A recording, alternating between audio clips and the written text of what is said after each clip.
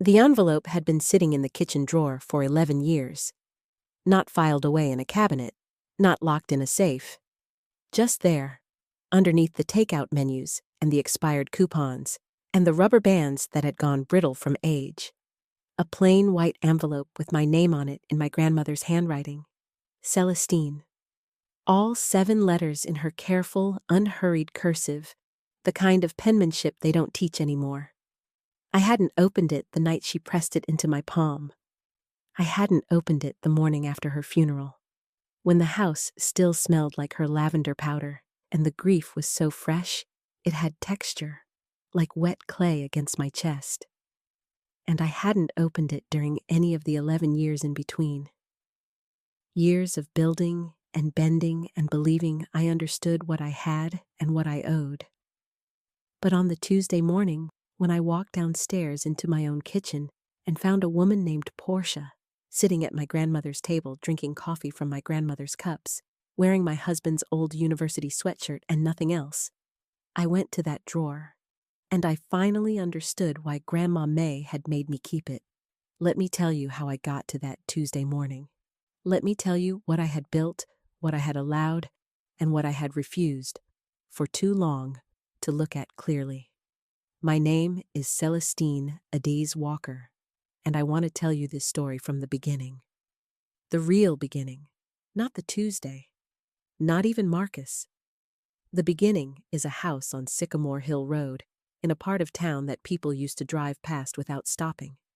Back when the neighborhood still carried the old nickname, Colored Row, like a bruise that had never fully healed. My grandmother, May Louise Fontaine, bought that house in 1971 with cash she had saved over 19 years of domestic work. 19 years of pressing other women's blouses and ironing other men's shirts and walking home before the buses stopped running. Saving in a coffee can she kept behind a loose brick in the fireplace. She told me that story every winter when the temperature dropped and we sat by that same fireplace. How she had counted out the bills the morning of the closing, and how the real estate attorney had looked at her like she had made some kind of mistake just by showing up. And how she had looked right back at him and set that money on the table without saying a single word, because the money said everything that needed saying. That house was 4 bedrooms, a wide front porch, a kitchen with a window that faced east, and a backyard where she grew collard greens and zinnias in the same beds, side by side. She raised my mother there. My mother raised me there after my father left, and the apartment on the east side stopped being an option. And when my mother passed, I was 26, and the cancer was fast and ungracious. It was Grandma May who folded me into that house like I had never been away. 3 years later, I met Marcus Walker at a continuing education seminar downtown. He was in commercial real estate. He had good shoes and a firm handshake and a laugh that came from somewhere deep, and he made me feel, for the first time since my mother died, like the future was a place worth going. I was 29 years old. I still thought charm and ambition were the same thing as character. We married in the backyard of the house on Sycamore Hill Road, under a rented arch covered in cream roses. Grandma May sat in the front row in her lavender dress and watched me with those still, dark eyes of hers, and she smiled. But there was something underneath the smile, something careful and watchful that I didn't know how to read at the time.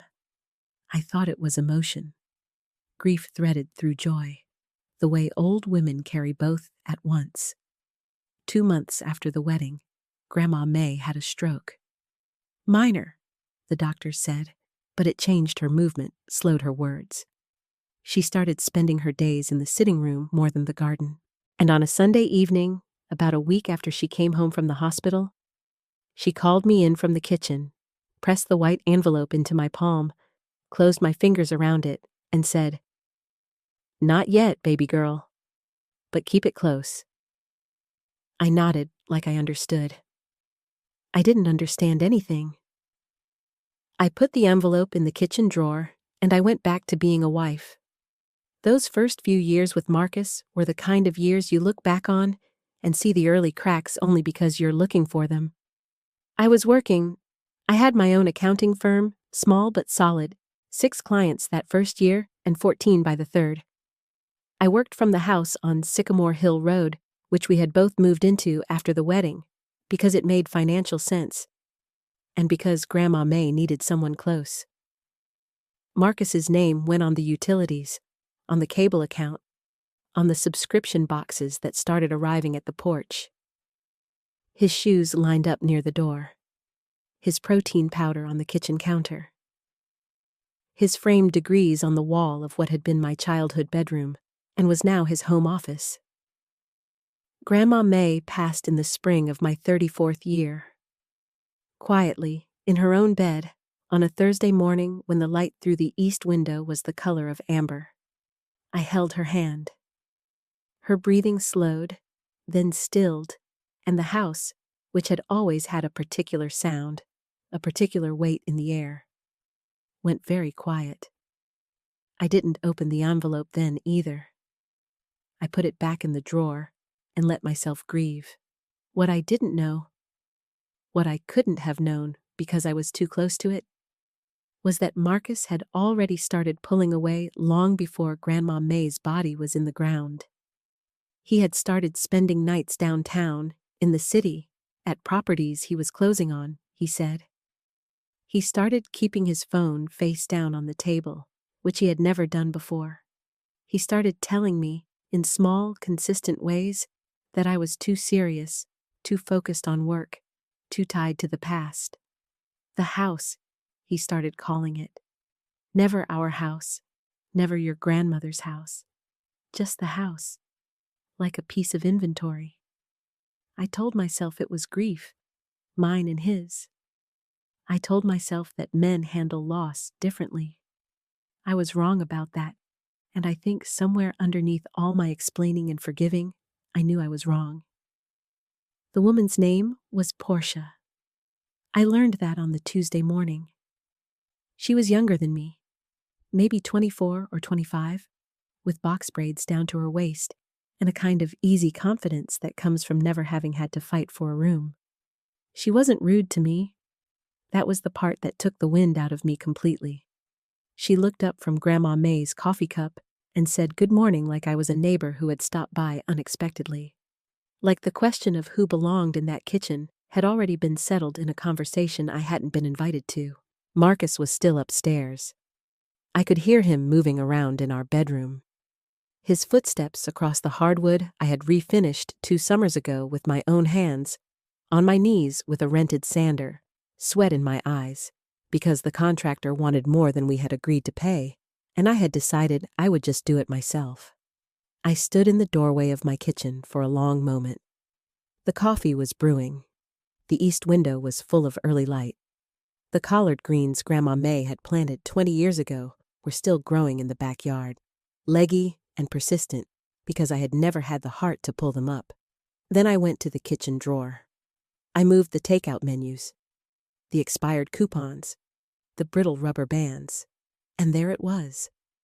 The plain white envelope, slightly soft at the edges now, with my name in my grandmother's handwriting. Celestine. I sat down at the table. Portia had the grace to pick up her coffee and move to the other side of the kitchen. I'll give her that. I opened the envelope. Inside were 2 things: a handwritten letter, 3 pages in Grandma May's careful script, and a folded document, legal weight paper, the kind with a notary seal at the bottom. I read the letter first. Grandma May wrote the way she spoke, direct and without meandering. She told me that the house on Sycamore Hill Road had been transferred into my name alone, not into a joint family trust, not held in probate, not waiting for a will to be executed, transferred, in full, as a gift deed, executed and recorded with the county 3 months before my wedding. She had worked with an attorney named Gerald Webb, who had an office downtown, and she had done it quietly because she had watched too many women in her life lose the one thing that was theirs the moment they stopped being the only name on the paper. She wrote, I know you love that man. I hope he deserves it.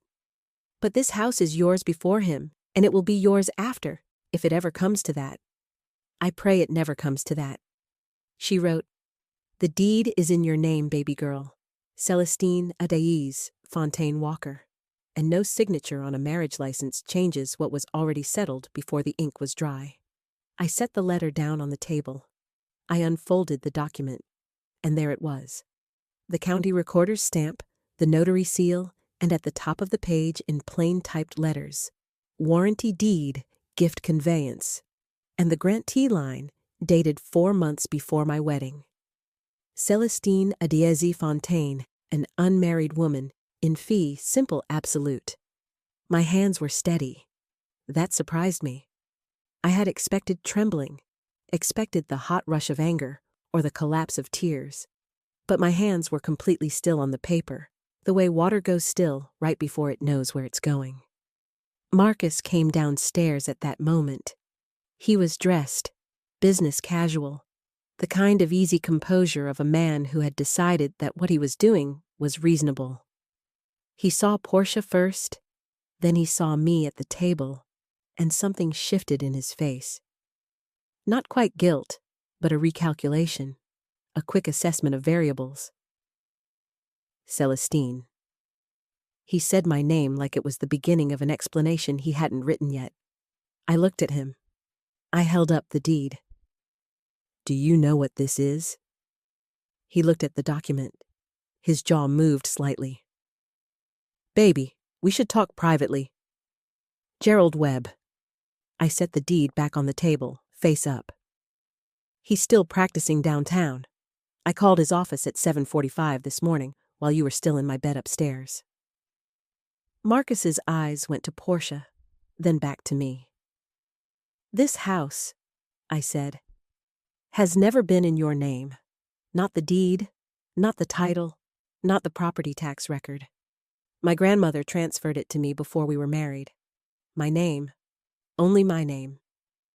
I smoothed the document once with my palm, the way Grandma May used to smooth the tablecloth before Sunday dinner. "Gerald Webb's office is expecting my call at 9. I will be asking about the formal process for requesting that a non-owner vacate a property." The kitchen was very quiet. The coffee maker had finished its cycle. Morning light came through the east window and lay across the table in long, warm strips. Marcus opened his mouth. He started to say something about community property, about the years he had put in, about what was fair, and I let him talk for a moment. Not because it mattered, but because I knew those words were the last thing he had, and I had the patience to let him finish.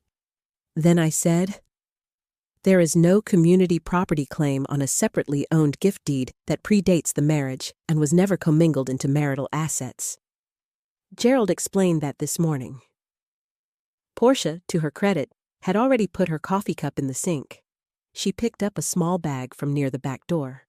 So it had been packed, or kept packed, I noticed that. And she left through the side exit without a word. The door closed behind her with a small, clean click. Marcus looked at the space where she had been standing. Then he looked at me, and I saw the moment the recalculation finished. The moment he understood that no amount of confidence or smoothness or forward motion was going to reframe what was already recorded at the county clerk's office. "Celestine, I want you out by Friday." My voice was not raised. My hands were still flat on the table. "Gerald's office will be sending a formal letter today as a courtesy, but the law is very clear. You are a resident by permission, not by ownership. You have never been on this deed. You never will be." He left the kitchen. I heard him on the stairs, then moving in the bedroom above me.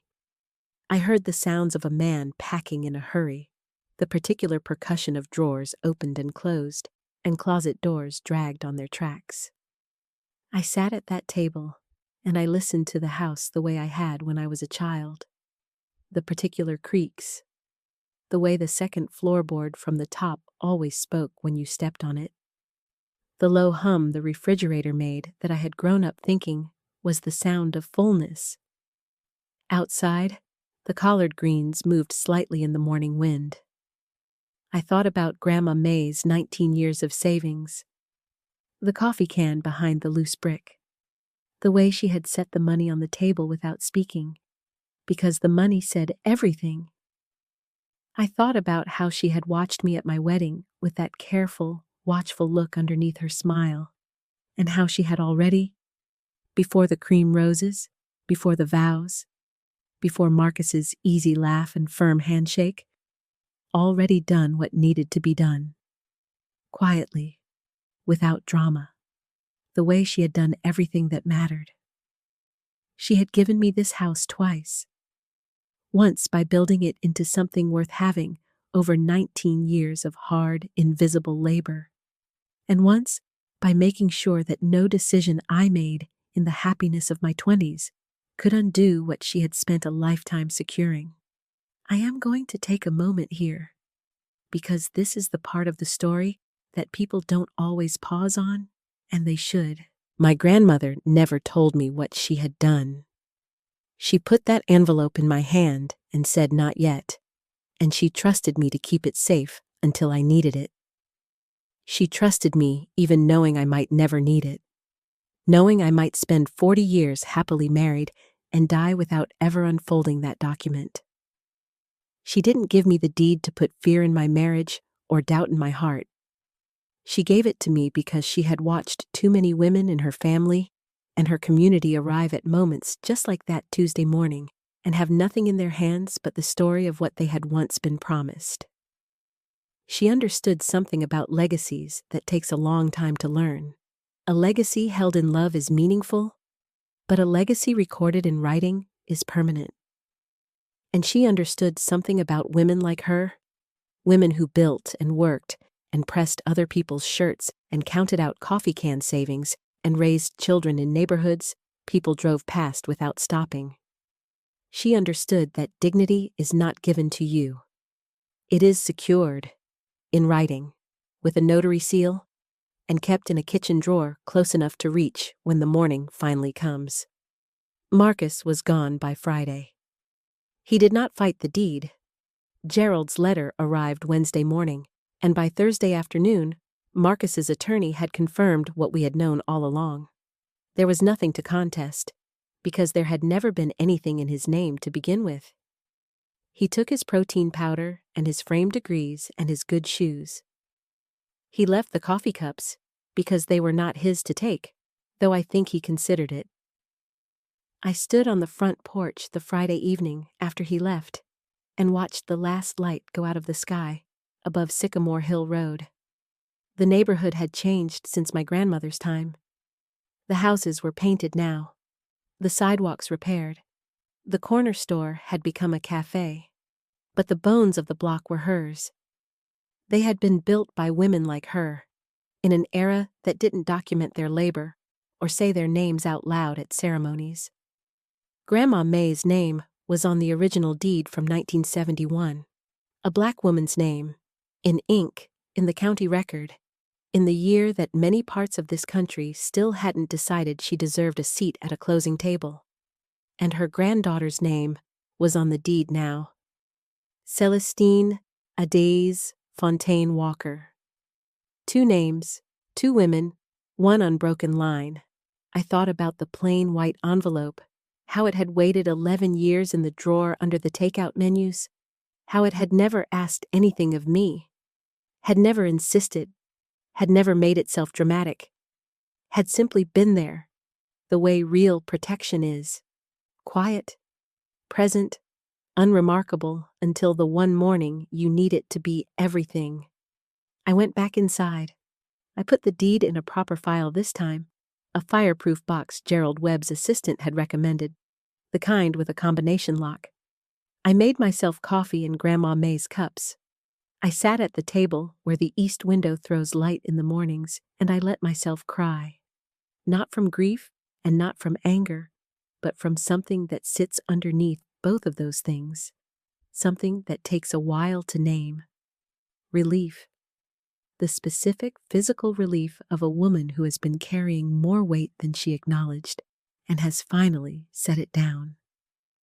Because here is what I had been carrying: the quiet fear, small and persistent as a stone in a shoe, that the life I was building was built on someone else's permission. That everything I had because someone allowed it. That my belonging in my own home, in my grandmother's home, in the house where my mother had learned to walk and I had learned to grieve, was conditional, subject to revision, dependent on the continued approval of a man whose name was never on the deed. Grandma May took that stone out of my shoe in 1971, before I was born. She just needed to find the right morning to hand it to me. The collard greens were still growing in the backyard. I could see them from the kitchen window in the last light. Leggy and persistent, the way things get when they are deeply rooted and nobody has thought to tend them in a while. I made a note to get out there on Saturday. To cut them back, to turn the soil, to maybe plant something new alongside what was already growing. I have not spoken to Marcus since the Friday he left. I have heard, through the particular quiet network of people who know both of you and feel awkward about it, that things with Portia did not last past the summer. That he is in a condo somewhere on the east side. That he is fine, or says he is fine, which is not quite the same thing, but is not my concern. My concern is the east window in the morning, the light on the table, the fireproof box with the combination lock, the 6 clients that became 14, that became 42. Because I kept working in the house my grandmother bought with a coffee can and a look that said everything. Gerald Webb retired last year. I sent flowers to his office. His assistant, a young woman who sounded about 22 on the phone, told me that Gerald had said I was one of his favorite clients, and that my grandmother had been one of his favorite people, and that the gift deed had been his idea. That Grandma May had come to him wanting to do something, and he had told her the cleanest way to do it was to transfer it outright before the marriage, and she had not hesitated for a single second. Had signed the paperwork the same day, had handed him the recording fee in cash from her coat pocket, and said, "Now it's done. Now it's done." I can hear her voice in that sentence, the way she said things once and didn't need to say them again. I have a photograph of her on the wall of the sitting room now. Not a formal portrait, just a photograph someone took in the backyard on a summer afternoon in the early 1980s, before I was born, when she was maybe 50 years old, and the garden was full, and the light was good. She is standing next to the collard greens with her arms at her sides, and she is looking directly into the camera with those still, dark eyes, and she is not quite smiling. She is doing something more than smiling. She is watching. She is knowing. She has the particular look of a woman who has already handled what needed handling and is simply waiting for the world to catch up. I see that look in the mirror some mornings now. Not every day, but some days. The days when the east window is full of light, and the coffee is strong, and the house is quiet and entirely mine. The plain white envelope is still in the kitchen drawer. I kept it there, even after I moved the deed to the fireproof box. The envelope itself, the one with my name in her handwriting, Celestine, all 7 letters in her careful cursive. I couldn't bring myself to file that away. It lives under the takeout menus and the new rubber bands, and sometimes when I'm looking for something else, my hand finds it and I stop for a moment and feel its weight, which is almost nothing. A few grams, less than a breath, and yet it is the heaviest thing in this house. Heavier than the deed, heavier than the lock on the fireproof box. Because what it weighs is not paper. What it weighs is 19 years of early mornings and pressed blouses and counted bills, and a woman who understood, without anyone explaining it to her, that love without documentation is a beautiful thing and a fragile one, and that a woman who looks like her, in a country like this, in a century like the last one, needed both. She gave me both. She gave me a house, and she gave me her name written on the outside of an envelope, and she told me, "Not yet, baby girl, but keep it close." I kept it close. That was enough. That has always been enough. If this story stayed with you tonight, share it with someone who is building something quietly and needs to know their foundation holds. And subscribe so the next story finds you when you need it most. Because the women in these stories, they are real, even when they are fictional. They are our grandmothers. They are us. And the things they secured in writing were always meant to be found. This is a work of fiction created for entertainment and inspiration. All characters, names, events, and situations are entirely fictional, and any resemblance to real persons or events is coincidental.